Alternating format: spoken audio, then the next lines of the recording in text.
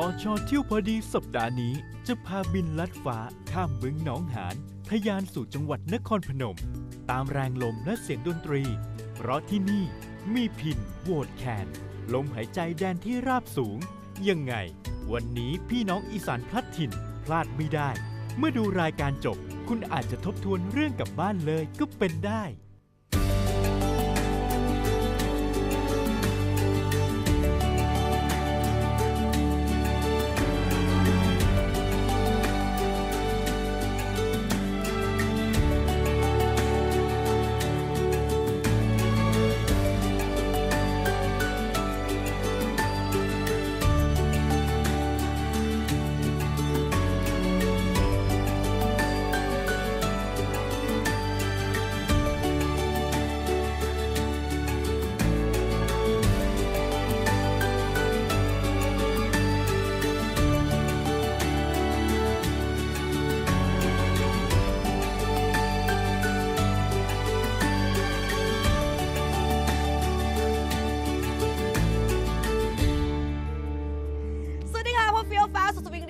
กับรายการพอชอเที่ยวพอดีรายการที่จะพาคุณผู้ชมนะคะท่องเที่ยวแบบบ้านๆผ่านมุมมองใหม่ๆให้เข้าถึงหัวใจคำว่าพอเพียงค่ะแล้ววันนี้นะคะเราก็อยู่ที่บ้านท่าเรือตำบลท่าเรืออำเภอนาว่าจังหวัดนครพนมเด้อที่ตรงนี้นะคะอาจจะไม่ใช่เป็นสถานที่ท่องเที่ยวแบบท็อปฮิตแต่ถ้าใครได้มาเยือนแล้วก็จะหลงเสน่ห์กลิ่นอายความเป็นอีสานได้อย่างชัดเจนเลยค่ะและน้อยคนนะคะที่ยังไม่ทราบว่าบ้านท่าเรือเนี่ยเป็นแหล่งผลิตเครื่องดนตรีไทยและเครื่องดนตรีอีสานที่ใหญ่ที่สุดในเอเชียอีกด้วยค่ะอุ้ยคุณผู้ชมคะฝนทำท่าจะตกรีบๆเลยนะคะ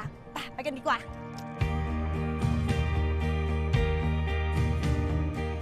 ก่อนจะไปชมวิถีการทำแคนเรามาทำความรู้จักบ้านท่าเรือกันสักเล็กน้อย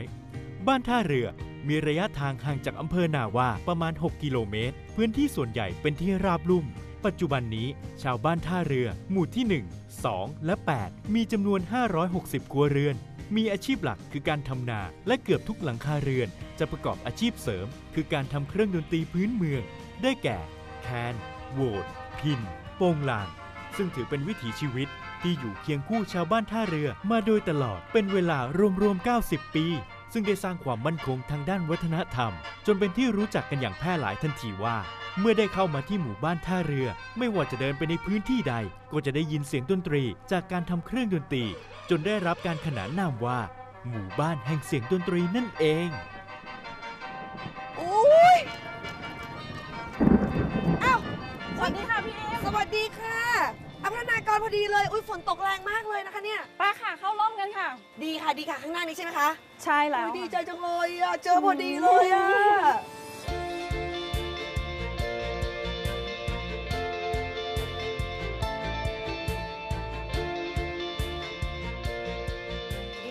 ฝนตกพอดีเล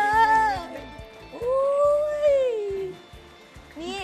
พูดถึงนะเจอกูรูท้องถิ่นพอดีเลยอยากจะรู้ว่าที่นี่เขามีอะไรเด่นบ้างอ่ะไหนบอกมาหน่อยสิที่นี่นะคะถือว่าเป็นแหล่งทอผ้าไหมระดับพรีเมียมเลยค่ะได้รับรางวัลต่างๆมามากมายและที่สำคัญนะคะที่นี่ยังเป็นแหล่งผลิตแล้วก็แหล่งจัดจำหน่ายเครื่องดนตรีอีสานที่ทำรายได้ให้กับชุมชนกว่าปีละ20 ล้านบาทเลยค่ะ20 ล้านโอ้ใช่ค่ะพูดถึงเนี่ยนี่ถ้าเกี่ยวกับการเป่าแคนเกี่ยวกับการผลิตเครื่องดนตรีคนจะนึกถึงจังหวัดขอนแก่นไม่ผิดหรอกค่ะพี่อิมที่ขอนแก่นนะคะเขาจะมีชื่อเสียงเรื่องหมอแคนค่ะแต่ถ้าเกิดว่าเป็นการผลิตพวกแคนพินโหวดโปงลางแบบนี้ค่ะรับรองที่นี่ไม่มีใครเกินเลยค่ะพี่อิมสุดยอดที่น้องเอมี่ได้กล่าวมา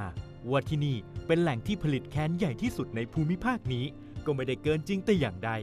เนื่องจากชาวบ้านท่าเรือเป็นกลุ่มชนเผ่าไทยอีสานโดยแท้และมีวิถีชีวิตภูมิปัญญาที่ผสมผสานระหว่างความเป็นไทยและบ้านพี่เมืองน้องอย่างสาธารณรัฐประชาธิปไตยประชาชนลาวจนมีคำขวัญประจำหมู่บ้านว่าแคนพินโหวดหลากหลายผ้าไหมสวยงาม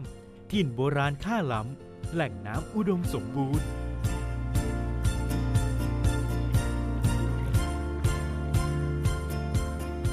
สวัสดีจ้าพี่อิมคะ2 ท่านนี้นะคะคือช่างทำแคนค่ะอันนี้คุณพี่พรศักดิ์ส่วนคุณตาชื่อคุณตาหนาค่ะพี่อิมคุณตาหนาโอ้โหนี่เลยอุปกรณ์เยอะแยะมากมายเลยหนูอยากจะรู้จริงๆเลยค่ะทำไมถึงต้องทำเป็นแบบอาชีพทำแคนนะคะ ตั้งแต่อดีตประมาณ ค่ะ 2470 ครับ ตาโลนได้มานำแคนนี่มา ตาโลน ตาโลนได้นำแคนมาสู่ลูกสู่หลานชาวบ้านท่าเรือของเรานี่ครับ ตาจ๋าแล้วแคนเนี่ยมันทำมาจากอะไรจ๊ะเนี่ยที่หนูดูตรงเนี้ยอย่างเงี้ยอย่างไม้ตรงเนี้ยเขาใช้อะไรจ๊ะ ตัวนี้เขาเอื้นไม่ลูกแคนครับเขาคือว่าไม่ลูกแคน ไม้ลูกแคน ครับไม่ลูกแคน ไม้ลูกแคนคือเป็นไม้ไผ่เหรอจ๊ะ ไม่ไผ่ แล้วเราไปเอาไม้ไผ่แคนเนี่ยมาจากไหนจ๊ะ มีอยู่สันภูพาน อ่า แต่ก่อนก็ใส่อยู่ตรงนั้นโครงการพระราชดำริเลยปิดป่า อ่า ภูพานที่เทียบกับของภูพานเรา อ๋อ ต่อมาก็มาปลูก 24-25 ไร่นี่แหละครับ ค่ะ ชาวบ้านช่วยกันปลูก ค่ะ แต่มันยังไม่ถึงพอขนาดที่จะพอใช้ได้ก็เลยไปเอามาจากเมืองลาว อ้าว นำเข้าจากเมืองลาวตรงนี้ครับ เดี๋ยวคือตอนแรกเนี่ยเราก็ปลูกกันอยู่นี่แหละ ปลูก ไม้ กันอ แค ยู่ น ครับ เนี่ย มาอยู่ แต่ว่ามันโตไม่ทัน โตไม่ทัน ก็เลยไปเอาที่ลาว เอาที่ลาวมา อ้าว เอามาเสริมเอามาเสริม แปลว่าไม้ที่เราใช้กันอยู่นี่คือเป็นไม้ลาว ไม่ลาวครับไม่ลาว ขนส่งข้ามประเทศมากันอย่างนี้เลย ครับข้ามประเทศกัน แล้วเวลาได้มาปุ๊บเนี่ยมันเป็นต้น เป็น ยาว ต้น หรือย าว เป็น เลย ต้น ที่ ไม้ ต้นยาวเลยครับสั่ง มีรากมีอะไรหมดเลย มีใบมีรากอะไรมีหมดเลยครับ ก็เรียกว่านำทั้งลำต้นมาเลย ครับ แล้วเราแบ่งส่วนกันยังไงอะมี่ คืออย่างนี้ค่ะพี่อิมเราจะนำในส่วนของโคนมันนะคะเอามาทำเป็นปีใช่ค่ะปีตัวเนี้ย โค ค่ะ นเป็นปี ใช่เสร็จแล้วตรงกลาง ลำต้นอะ ของลำต้นเนี่ยก็ อ่ะ จะเอามาทำเป็นแคนเนี่ยค่ะ อ๋อแคนเอาจาก ประกอบ ลำต้น ใช่ค่ะ แล้วก็ส่วนปลายเราก็จะไม่ทิ้งค่ะ เราจะมาทำเป็นของชำร่วยเล็กๆทำแคนทำปีทำอะไรแบบเนี้ยค่ะ โอ้คือใช้ได้ทั้งลำต้นเลย ใช่ ครับ ค่ะ ผม พี่ ทั้งลำต้นเลยครับ อยากจะให้ลองสาธิตให้ดูหน่อยค่ะ ว่าการทำแคนทำยังไงคะ การทำแคนก็ขั้นต้นก็ เริ่มต้นไง เริ่มต้นก็เริ่ม โอ้ย ต้นก็ โอ้ย ทำ โอ้ย ลิ้น ลูก ก่อน อะไร ครับ นะ ทำลิ้นก่อนครับ ทำลิ้น ครับทำลิ้น ลิ้นอยู่ตรงไหนเนี่ย ตรงนี้นะครับ ก่อนจะเป็นลิ้นก็ทุบอย่างนี้ก่อนครับ อ๋อ ทุบอย่างนี้ก่อนครับทุบอย่างนี้ก่อน ลิ้นเขาไปใส่ตรงไหนของแคนเนี่ยเอาเหรออ๋อเจาะรูแล้วเอาลิ้นใส่ ครับเอาใส่ แล้วมันมีไว้ทำอะไรอะคะลิ้นเนี่ย เอาไว้ที่ อ๋อ เป่าเป็นเสียงครับเสียงมัน อ้าวปักกันอย่างนี้เหรอ ครับปาบกันอย่างนี้แล้วก็ เอาแผ่นลิ้นวางแล้วก็เอามีดดันเข้าไป ค ก็ รับ ติด ที่ ละ ดันเขาติดแล้ว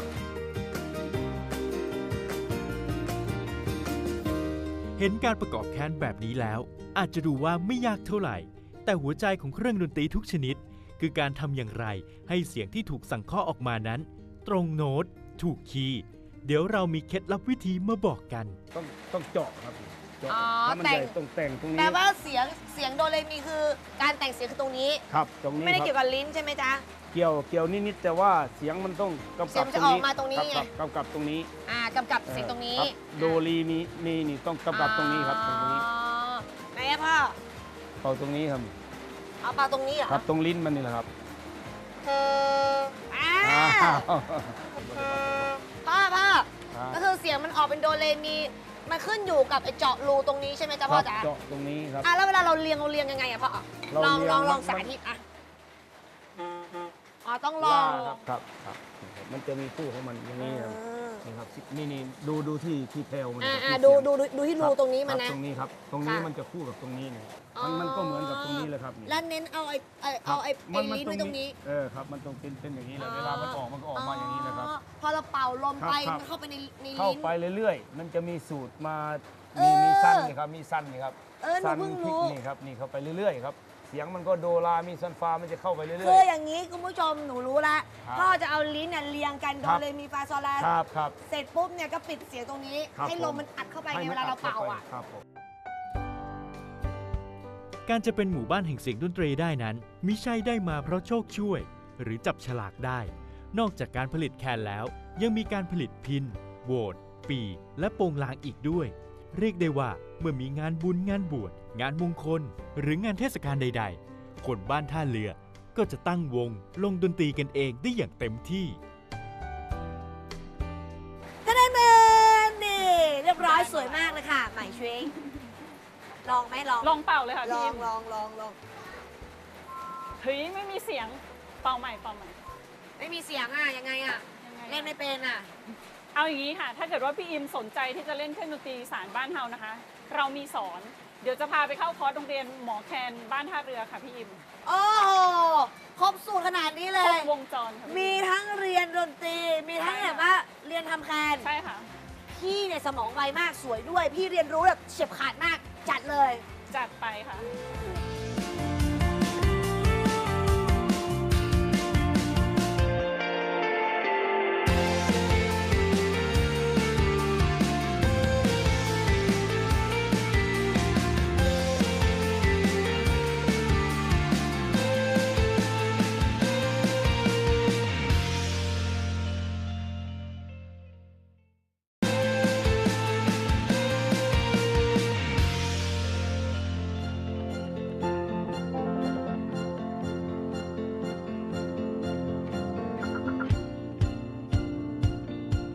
ถึงแล้วค่ะพี่อิมโรงเรียนหมอแคนของเรา นักเรียนพร้อม คุณครูก็พร้อม let's go ไป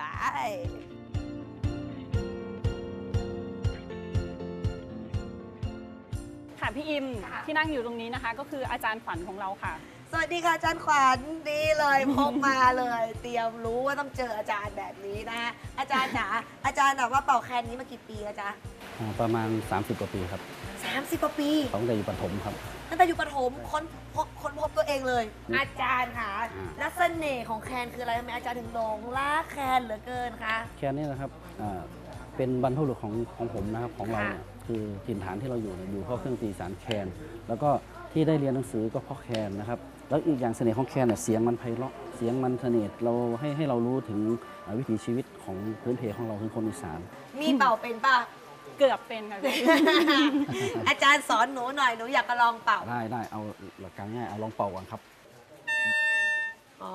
มันมีเสียง ทีนี้ปิดเทอร์ดูปิดรูไหนเสียงนั้นครับ อ๋อรูไหนโอ้โหว่าจะเป็นอีกเสียงของ ใช่ครับ ตัวโน้นนะถ้าสมมุติว่าจะได้ตัวโดก็คือปิดตรงโด โดครับ อ๋อ ทีนี้ เล แคนน่ะเสียงหนึ่งมันจะมี2รูครับ ฮะสองรูไง ใช่ คะ ครับ ก็คือ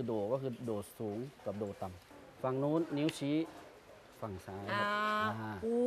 อันนี้คือหลักการ อุ้ยอันนี้ยากอุ้ยมันต้องดู เราต้ ตั อง วโน้ต ฝึกก่อน ข้างนี้ แล้วก็มาดูตัวโน้ตข้างนี้ ใช่ค ด้ว รั ย เสี เนี่ย ย งมันไม่เสียงมันอยู่คนละฝั่งอยู่แล้ว โอดแล้วก็ปล่อยนิ้ว โด ชี้ โดปล่อยเลยครับ อ่ะ เลนี่เลดูดเสียงเหมือนกันไหม่ดูด นี่แค่โดกับเลนะเพื่อนนะอ่ะ ทีนี้มีเรามีอีกที ยังมีอีกเหรอคะ นิ้วนางขวา นิ้วนางแปะนี้แล้วก็มาดูตรงนี้ นิ้วกลาง เปลี่ยน ครับ นิ้ว มีหัดอย่างนี้ไปถึงโดเรมีฟาซอนลาทีโด อาจารย์โชว์อาจารย์โชว์ก่อน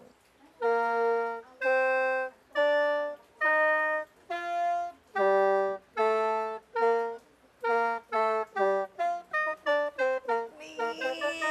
โปรเฟชชั่นแนลแล้วถ้าเป็นเพลงสักหน่อยนะคะเป็นเพลง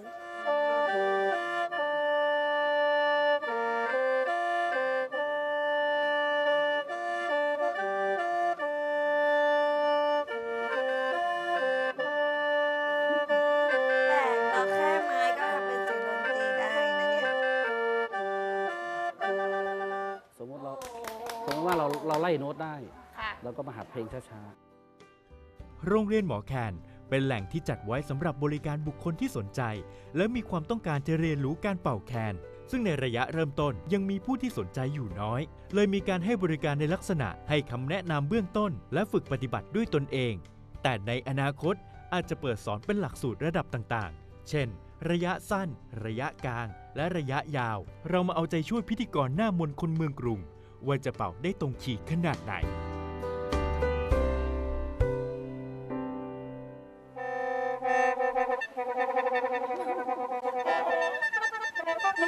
ไพเราะสนอหูค่ะพี่อิม แหม่อย่าประชดสิคะ ถือว่าเก่งแล้วค่ะพี่อิมสำหรับการเล่นครั้งแรกนะ บ้า คะ บ้า เอาอย่างนี้ค่ะเดี๋ยวมิจะพาพี่อิมไปชมการแสดงของนักเรียนนะคะ แต่ว่าเขาเป็นมืออาชีพเลยค่ะพี่อิม ว้าว นักเรียนโรงเรียนราชสามัคคีค่ะพี่อิม อุ้ยดีดูมืออาชีพดีกว่าต้องสวยงามอย่างแน่นอน แน่นอนค่ะไปค่ะ อุ้ยน่ารักจังเลยแต่งตัวดูสิ เออ พี่อิมคะการ จ๊ะ แสดงที่กำลังจะเริ่มขึ้นนะคะ ค่ะ ก็คือเป็นการแสดงที่ต้อนรับแขกบ้านแขกเมืองค่ะพี่อิม เป็นการแสดงของไทยลาวอ่ะ ใช่ค่ะพี่อิม อุ้ยอยากจะเห็นเป็นบุญตาชอบอ่ะ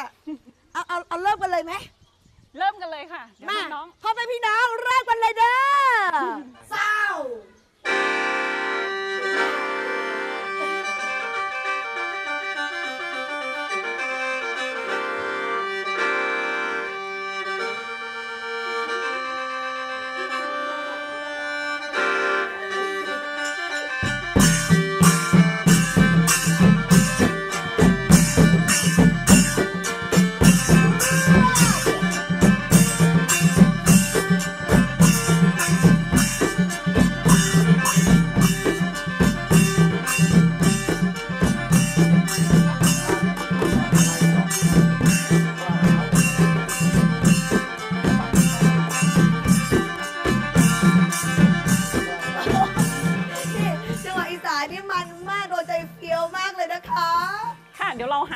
จากกิจกรรมเข้าจังหวะนะคะ เดี๋ยวมี่จะพาพี่อิมไปชมกับของสวยๆงามๆข้างในกันค่ะ ด้านในนี้ใช่ไหม ใช่ค่ะ ดีทำให้หายเหนื่อยก่อนเฮ้ย พอได้แล้วค่ะไปได้แล้วค่ะ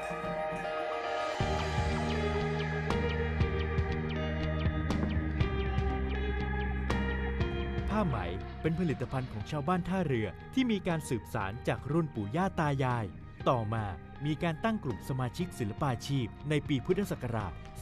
2518 และได้มีการส่งเสริมการผลิตให้มีคุณภาพ และได้ส่งเสริมด้านการตลาด ตลอดจนการเข้าประกวดหลายชนิด ความปราณีต ความสวยงาม คุณภาพดีเป็นที่รู้จักกันอย่างแพร่หลาย ทั้งในประเทศและต่างประเทศ อีกทั้งยังได้รับรางวัลประกวดผ้าไหมระดับโลก และระดับภาคอีสานที่มากที่สุดต่อเนื่องกันมากกว่า 10 ปี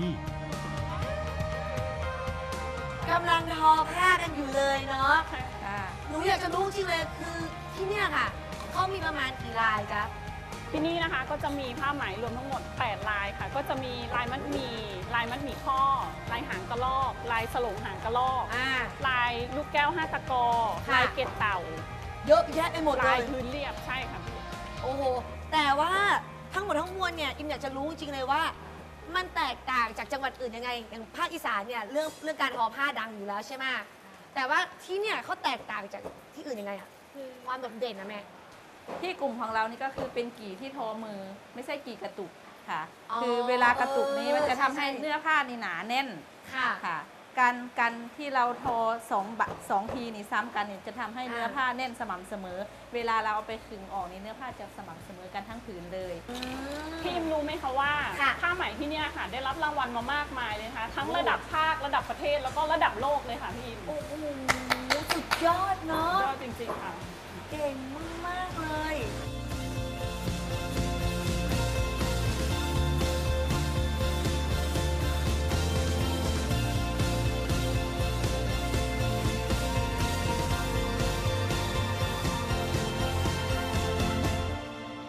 นี่น่าภาคภูมิใจเนาะไม่น่าเชื่อเลยว่าหมู่บ้านเล็กๆอ่ะโอ้จะมีขุมทรัพย์ทางภูมิปัญญาขนาดนี้เนาะ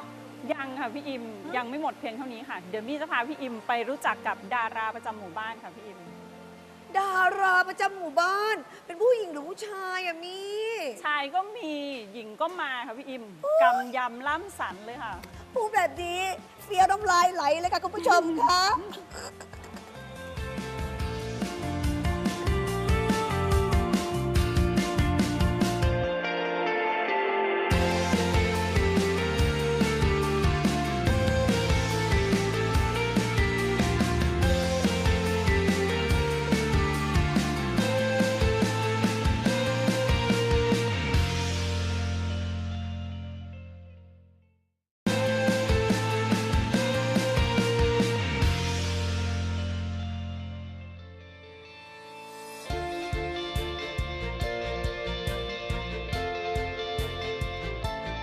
นานากร ค่ะ นี่ เราเดินมาตั้งไกลแล้วนะ ไหนอะนายแบบเราอะฮะ อีกสักหน่อยก็เจอค่ะพี่อิม นี่ยังไม่เจออีกเหรอ นี่ไงคะพี่อิมนายแบบของเรา ฮะ ฮะ ฮะ พอหมดงานไทย เราจุงฝูงควายคืนบ้าน เนี่ยเหรอที่บอกว่าเป็นดาราของที่นี่ ใช่ค่ะถือว่าเป็นไฮไลท์เลยค่ะพี่อิม โอ้ เดี๋ยวมีขอแนะนำเจ้าของควายนะ ครั คะ บ พี่พรชัยค่ะ พี่พรชัย ครับ แล้วก็อันนี้เป็น คุณแผนครับ คุณแผ น้อง น ขุนแผน มันแสนรู้ยังไงหนูอยากจะรู้ มันสั่งได้ครับ จริงอะสั่งยังไงไหน สั่ ลอง งให้ ลองสิ หวัดดี หวัดดี สวัสดี เหรอ ได้ด้วย คุณแผนสวัสดีครับเร็ ส ว วัสดีครับ หวัดดี สวัสดีครับ นี่ ครับสวัสดีสวยสวัสดีสวย โอ้ สวย โอ้หวัดดีด้วยกินด้วยเนาะ โอ้ทำอะไรได้อีกคะเนี่ย ทานครับ คานเหรอคะเฮ้ยเฮ้ยเฮ้ยเฮ้ยเฮ้ยมันคานจริงๆอะเฮ้ยเก่งอะ หยุด ๆเย้ นี่คุณแผนเก่งมากเลย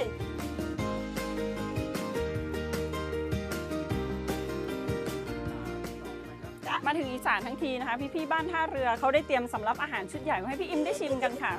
ได้เลยค่ะตัวเธอ อย่าเพิ่งดีใจไปค่ะพี่อิม แต่ก่อนชิมนะคะ เราต้องไปปรุงกันก่อนค่ะ ก็ได้จัดไปโอ้ยกำลังเตรียมอาหารกันเล เดี๋ยวนี้นั่งตร ย งนี้ ส สวัสดีจ้า สวัสดีค่ะ นี่ค่ะพี่อิมคน ค่ะ นี้คือแม่หวานนะคะ ผู้ที่จะมาทำอาหารให้กับพวกเรากินค่ะพี่ ได้เลยสวัสดีค่ะแม่วาจ๋านี่เมนูมีอะไรบ้างคะเนี่ยชื่อเมนูดีกว่าชื่อเมนู แกงเห็ดใส่ผักหวานค่ะ แกง ไข่มด เห็ด แดงด้วยค่ะ แกงเห็ดผักหวานใส่ไข่มดแดง ค่ะ โอ้โหของโปรดนี่พระเอกของเราพลาดไม่ได้เป็นไข่มดแดงอยู่แล้ว อันนี้ไข่มดแดงใหญ่อะเนี่ยดูโอ้แล้วก็มีอะไรอีกจ๊ะผักหวานนี่ผักหวานป่าหรือผักหวานปลูก ผักหวานป่า ผั ค่ะ กหวานป่านะ ค่ะ แล้วก็อันนี้ล่ะคะ อันนี้เห็ดค่ะ ค่ะแล้วก็อันนี้ล่ะคะ ใบแมงลักค่ะ แล้วก็นี่อะไรจ๊ะ อันนี้ปลาร้า น้ำปลาร้าโอ้ย อันนี้ก็น้ำปลาค่ะ น้ำปลาแล้วก็ อันนี้ข้าวบดข้าวเหนียวแช่ที่แช่แล้ว แล้วก็มาบดใส่พริก อ๋อ ค่ะ มันจะนัวเนาะ ค่ะ ก็คือเอาข้าวเหนียวเนี่ยมาบดใส่พริกนี้ใช่ไหมค ค่ะ ล้ายๆคล้ายๆข้าวเม่าปะแล้วคล้ายๆข้าว ข้าวที่แช่ข้าวเหนียวแช่แล้ว เอ ก็ อ มาบดใส่พริกค่ะ โอเค เรียกว่าข้าวเบียร์ ข้าวเบียร์ ค่ะ ข้าวเบียร์ทำกันเลยดีกว่าพูดแล้วน้ำลายจะไหลค่ะ ค่ะ คุณแม่ใส่เห็ด ค่ะ อุ้ยควันขโมงกันเนาะ ค่ะ อืมแล้วก็ใส่เห็ดเสร็จแล้วก็โอเคต่อจะแม่จ๋า ไข่มดแดงค่ะ ไข่มดแดงของโปรดเฟี้ยวเลย ใส่ไปหมดเลยค่ะแม่นั่นแหละนั่นแหละ น้ำข้าว ข้าวบ ก่อ ด นค่ะ ข้าวบด ค่ะ ข้าวบดใส่พริกก่อน ค่ะ ข้าวคั่วแต่ว่าคนอีสานชอบเอาข้าวมาตำอย่างนี้นะให้มันนัว ค่ะ ให้มันนัวค่ะ ปลาร้า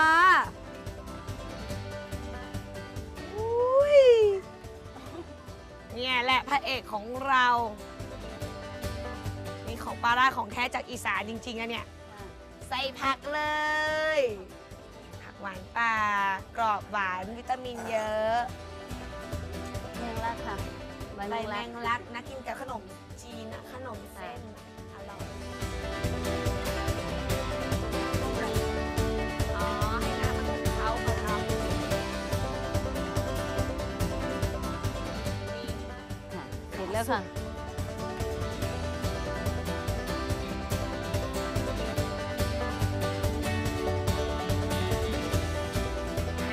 เสร็จหรือยังจ๊ะ ค่ะ เสร็จแล้วค่ะ เปิดเลยนะคะ ว้าวสุกแล้วใส่ชามก่อนนี่จ้าหอมเลยเนาะโอ้ยมันเลยนี่มาแม่มาโอ้โหร้อนนี่แม่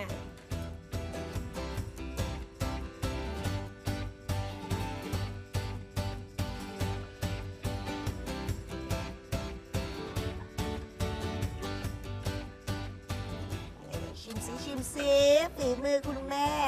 อู้ผักหวาน อร่อย นัวเลยอะนัวเลย อร่อยค่ะ อร่อยนะคะ อร่อยก็ไม่ขายอันนี้ปลาร้ากัน ปลาร้าค่ะ ปลาร้าสุกด้วยนะ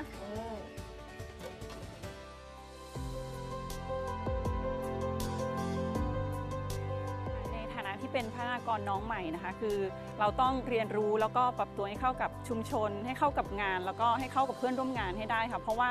การทำงานร่วมกับชุมชนเนี่ยถือเป็นเรื่องที่ละเอียดอ่อนค่ะ ถ้าเกิดว่าเราสามารถที่จะดึงศักยภาพของชุมชนออกมาได้แล้ว เราจะสามารถพัฒนาชุมชนได้อย่างยั่งยืนนะคะ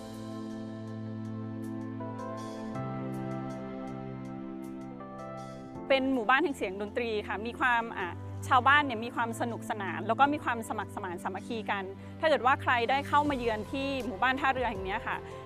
จะรับรองว่าแบบจะมีความสุขค่ะ กรมการพัฒนาชุมชน ภูมิใจที่มีส่วนสนับสนุนให้ชุมชนเข้มแข็ง เศรษฐกิจฐานรากมั่นคง และชุมชนพึ่งตนเองได้